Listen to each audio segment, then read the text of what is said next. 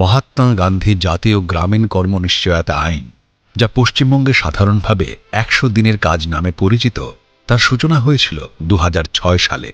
রাজ্য জুড়ে ১,৩৭,০০,০০০ পরিবারের ২,৫৬,০০,০০০ মানুষ এই প্রকল্পে জব কার্ডের মাধ্যমে নাম নথিভুক্ত করিয়েছেন। পশ্চিমবঙ্গের গ্রামীণ অর্থনীতিতে এই প্রকল্পের গুরুত্ব বিশাল।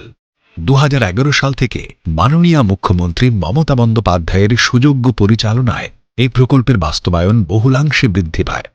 সাম্প্রতিককালে এই প্রকল্পে বছরে গড়ে ৪৮ দিনের বেশি কাজ দেওয়া হয়েছে। ২০১১ সালের পূর্ববর্তী বছরগুলিতে যেখানে ১০০ দিনের কাজে আনুমানিক ৫৩ কোটি শ্রমদিবস সৃষ্টি হয়েছিল, সেখানে ২০১১ সালের পর থেকে বছরে ৩০১ কোটিরও বেশি শ্রমদিবস সৃষ্টি হয়েছে।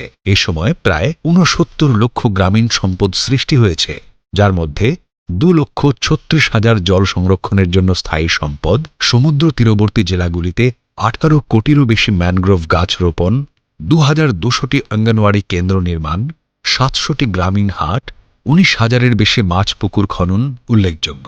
কোভিড অতিমারির সময় ৯ লক্ষ পরিযায়ী শ্রমিক, যারা অন্য রাজ্য থেকে কাজের অভাবে ফিরে এসেছিলেন, তারাও এই প্রকল্পে কাজ পেয়ে উপকৃত হয়েছেন।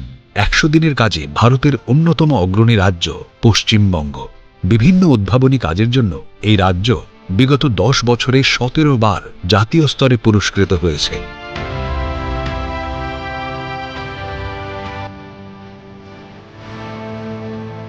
রাজ্য সরকারের এই অসামান্য সাফল্যের পরও কেন্দ্রীয় সরকার ২০২১ সালের ডিসেম্বর মাস থেকে এই প্রকল্পে প্রায় ৫৯ লক্ষ অদক্ষ শ্রমদানকারীদের মজুরি প্রদান, যা আইনত কেন্দ্রীয় সরকারের দায়িত্ব, তা বকেয়া রেখেছে। বিগত ৩ বছরে প্রকল্প পরিদর্শনের নামে কেন্দ্রীয় সরকার বারে বারে প্রতিনিধি দল পাঠিয়েছে এবং ২০২১ সাল থেকে মোট ৪৯ বার কেন্দ্রীয় পরিদর্শক দল রাজ্যে এসেছে। রাজ্য সরকারের তরফ থেকে এই পরিদর্শক দলগুলির প্রকল্পের কাজ দেখার বিষয়ে যাবতীয় সহযোগিতা করা হয়েছে এবং পরিদর্শক দলগুলির যাবতীয় পর্যবেক্ষণের যথাযথ উত্তর দেওয়া হয়েছে। রাজ্যের ওপর আরোপিত বিধিনিষেধ তুলে দেওয়ার অনুরোধ জানিয়ে পশ্চিমবঙ্গ সরকারের পক্ষ থেকে গত ২ বছরে অন্তত ২০ বার চিঠি লেখা হয়েছে।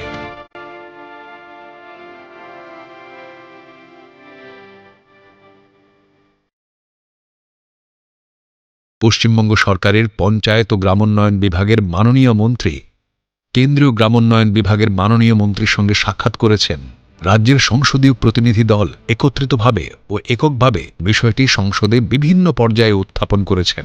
মাননীয় সাংসদ শ্রী অভিষেক বন্দ্যোপাধ্যায়ের নেতৃত্বে একটি সংসদীয় প্রতিনিধি দল কেন্দ্রীয় গ্রামোন্নয়ন বিভাগের মাননীয় মন্ত্রীর অফিসে গিয়ে রাজ্যের বাকি মজুরি মিটিয়ে দেওয়ার এবং প্রকল্পের কাজ পুনরায় চালু করার অনুরোধ করেছেন।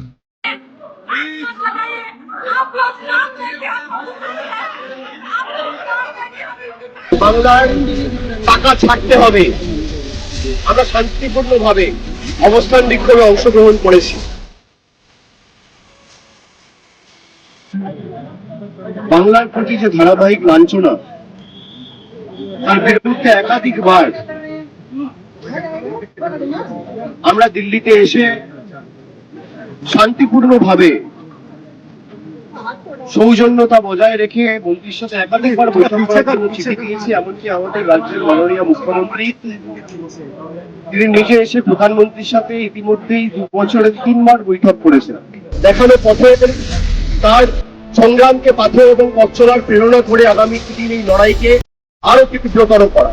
আমরা মানুষের কাছ থেকে যে চিঠিগুলো পেয়েছি, আমরা মানুষকে ধন্যবাদ জানাবো। আমরা এই প্রত্যেকটা চিঠি নিয়ে দিল্লিতে গেছিলাম।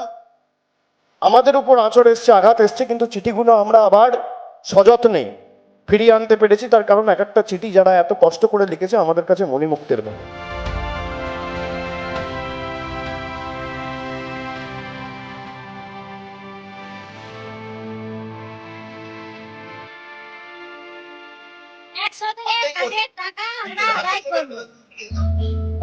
প্রতিবাদ করলাম, আমাদের ১০০ দিনের কাজের টাকা মোদী সরকারকে দিতে হবে, আবাস যোজনা ঘর দিতে হবে। গরিব মানুষের সঙ্গে দিতে করা চলবে না।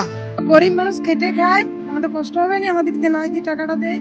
২৫০০ লোক যারা এক কাপড়ে বাংলার ২.৫ কোটি জব কার্ড হোল্ডারদের প্রতিনিধি হয়ে এসছেন, তাদের 2 মাসের মধ্যে টাকা তাদের ব্যাংক অ্যাকাউন্টে পৌঁছে দেবে।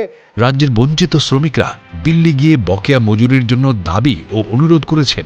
রাজ্যের শ্রমদানকারীদের বঞ্চনার অবসানের জন্য পশ্চিমবঙ্গের মাননীয় মুখ্যমন্ত্রী নিজে ভারতবর্ষের মাননীয় প্রধানমন্ত্রীকে বারবার চিঠি লিখেছেন এবং 3 বার সাক্ষাৎ করেছেন। তারপরও কোনো সুরাহা না হওয়ায় বিভিন্নভাবে প্রতিবাদ ও আন্দোলন করেছেন। আমি নিজে 3 বার মিট করে এসেছি। আপনারা জানেন 2 মাস আগেও আমি দিল্লি গেছিলাম, বললো অফিসার টু অফিসার মিটিং হবে, তাও করে দিলাম। তারপরেও টাকা এখনো এলো না। 2 বছর টাকা দেয়নি 100 দিনের কাজে। কিন্তু বাংলা নিয়ে আপনাদের গর্ব করা উচিত। আমার দিন আনে দিন কাটে যে মানুষগুলো খেতে পাচ্ছে না, তাদের টাকা আটকে দেওয়া হয়েছে।